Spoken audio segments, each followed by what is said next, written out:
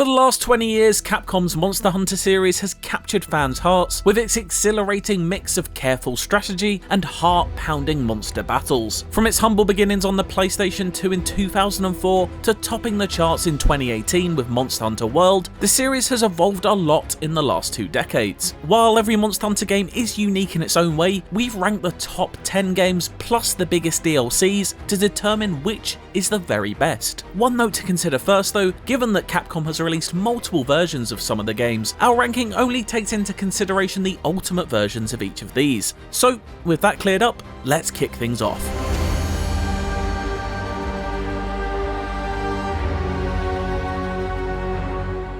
The original Monster Hunter laid the foundation for everything to come in the 20 years that followed. Its obtuse directions and control scheme might make it harder to revisit than most of the other games on this list, but the core pillars of what makes Monster Hunter great are still present. Taking on larger-than-life beasts with nothing but a weapon and a knack for survival helped set it apart in 2004, even if its steep learning curve made it a somewhat frustrating experience for some players at the time. Developed as part of an initiative at Capcom to focus on online games for the PS2, Monster Hunter's primary focus is through its online event missions. While it's a bummer that official servers are no longer online outside of Japan, the single player still lets players experience the hunts that kicked off a new genre.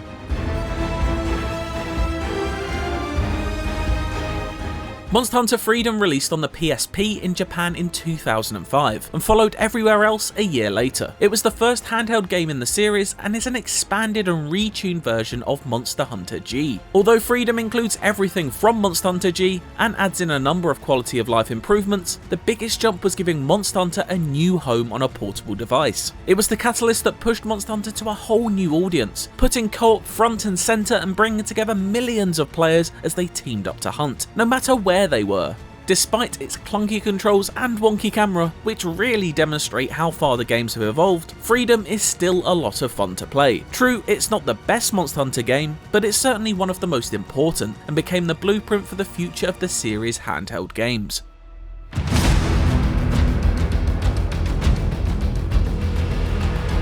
Monster Hunter Freedom Unite is an expanded version of Monster Hunter Freedom 2, which itself is an expanded version of Monster Hunter 2, which was only released in Japan. It was easily the largest game in the series when it was released and introduced new monsters that have gone on to become high points for the series, including Black Panther cross lizard wyvern Naga Cougar. It was also the first time the much-loved feline companions joined you on the battlefield, and while they may not have helped overcome some of Freedom Unite's tougher challenges, they made the journey a lot more enjoyable.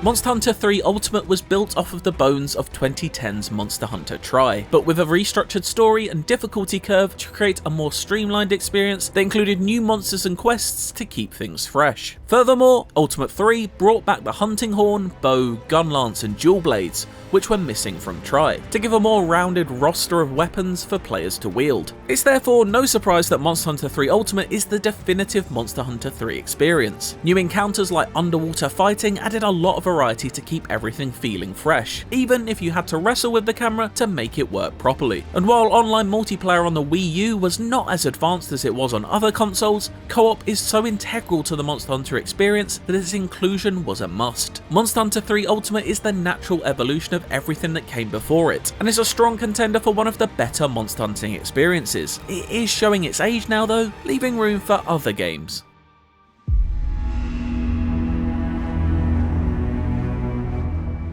And one of those games was Monster Hunter 4 Ultimate, which marked an important turning point for the series. While local co-op was always Monster Hunter's bread and butter on handheld consoles, dedicated online multiplayer finally arrived in 4 Ultimate, delivering a true leap forward for the series. Now it didn't matter where your friends were, as long as everyone had access to Wi-Fi, you could party up and take on a hunt from anywhere in the world. Additionally, Capcom debuted Apex Monsters to give skilled players true endgame challenges to test their mettle against, and these are easily some of the toughest fights in the series to date. Other improvements included a huge roster of monsters to hunt and the addition of vertical movement, which transformed how the game played and almost doubled the size of the map. Monster Hunter 4 really was a leap forward for the series, but it's still not the best the series has to offer.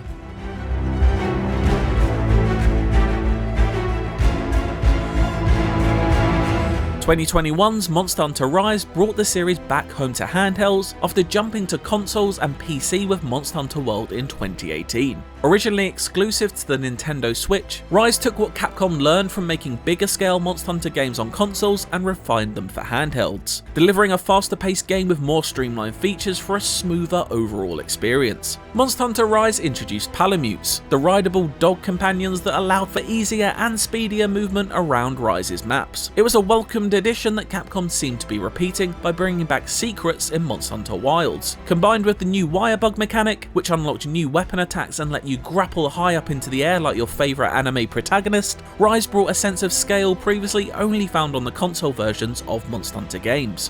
Whether it was decimating monsters with acrobatic stunts or soaking up the serene vibe of Kamura Village, Monster Hunter Rise proves that, after scaling up for Monster Hunter World, all those big design ideas could be scaled down to create one of the best handheld Monster Hunter experiences in the entire series.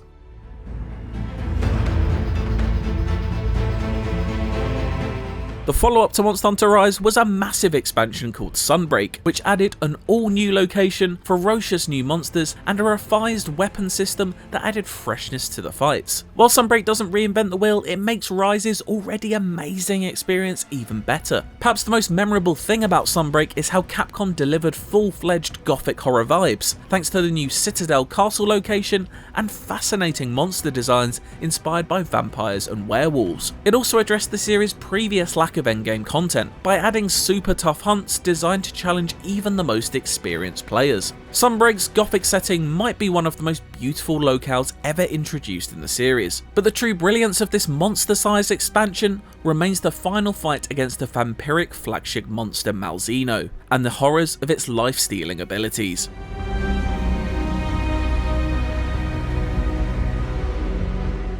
In many ways, Monster Hunter Generations Ultimate is Capcom's swan song to the last decade of Monster Hunter games. Alongside a hugely satisfying customization suite for hunters, Generations Ultimate also features the largest rosters of monsters across the entire series. With 93 large monsters, Generations Ultimate is like a greatest hits from your favourite band. Unlike most other Monster Hunter games, Generations Ultimate features hunter styles, which can radically change the way you play. In addition to the usual weapon types, hunting styles gave every weapon 4 unique movesets to choose from, dramatically increasing the fighting styles on offer. Veteran players could stick with the standard guild style they're familiar with, or experiment with new styles like Striker, which let players chain together hunting arts, turning them into special moves to learn and master. This deep level of customization was hugely experimental and tremendously fun. Combined with endless hours of hunts, Generations Ultimate is a victory lap for the series, a triumphant showpiece of the iconic monster designs and the joys of playing with friends and family.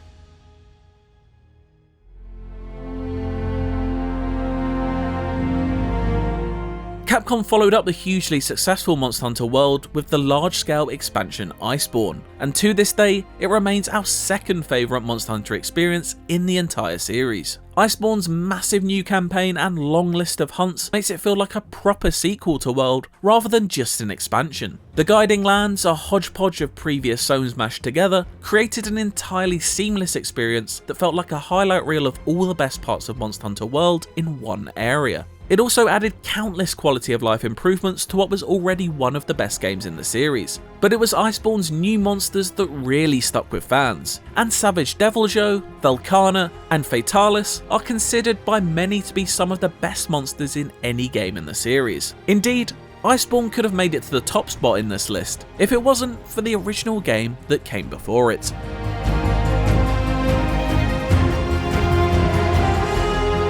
2018's Monster Hunter World kicked off a global frenzy for Monster Hunter like no other game in the series. After years of primarily being a handheld game and labelled with the caveat big in Japan, World brought the series back to its console roots on PlayStation and Xbox, and rocketed it to an entirely new audience. Monster Hunter World's foundation was rock solid because it offered players some of the largest open zones in the series and emphasised the pure excitement hunters have while tracking and hunting enormous monsters. Indeed, it's Monster Hunter World's sense of scale that sets it head and shoulders above its peers. Whether it's seeing a Rathalos swooping down and flying away with a weakened Anjanath, or witnessing a Diablos burst in on your hunt, Monster Hunter World didn't just create a breathtaking setting to play around in, it made you feel like you're in the middle of a sophisticated ecosystem of apex predators all fighting for supremacy.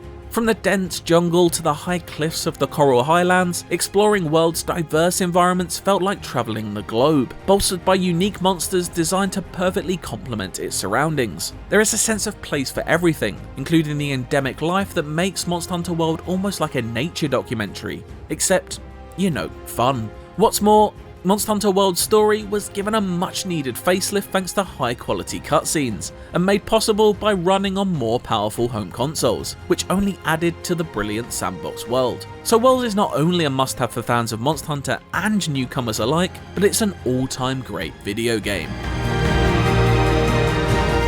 And that's our ranking of the 10 best Monster Hunter games of all time. Which ones have you played, and will you be preparing to hunt again with the release of Monster Hunter Wilds? Let us know in the comments.